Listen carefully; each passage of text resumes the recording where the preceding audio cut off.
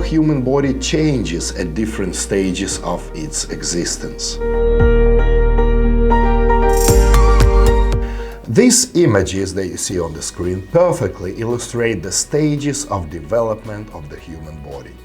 We can see that the most rapid growth and development of the bones and muscles is occurring during the adolescence period. Bones and muscles are increasingly gaining in mass and volume during puberty, reaching its peak at young adulthood, and then subsequently is decreasing through adulthood and as a person starts to age. Initially, increasing bone mass and density and mineralization that subsequently is turning into osteoporosis and loss of bone mass and its density. Muscle tissue is peaking in its growth during the same time, then reaches the maximum of its genetic potential in the early adulthood and also beginning to deteriorate in the fourth decade of life. Cartilage growth, volume and density, the thickness of the cartilage tissue reaches its maximum at the same time as well. And with age, cartilage is gradually degrading, thinning out, develops chronic inflammatory changes, which are known as osteoarthritis, and is one of the most widespread chronic age-related degenerative conditions of systemic nature. Now, let's look at the changes of the growth hormone levels during the entire lifespan. The growth hormone, which rise at puberty together with sex steroids, have dramatic effects on body composition and strength. Their levels plateau in young adult life and then decline progressively at a rate of at least 15% per decade after the age of 20s.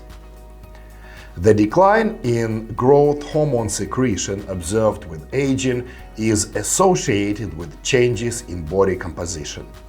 And not only it affects the physical function, but also psychological functions are affected, and all these changes are similar to those seen in younger adult patients with growth hormone deficiency. These changes include reduction in lean body mass, muscle strength, and loss of bone density, and also leads to an increase in body fat, particularly in the visceral compartments.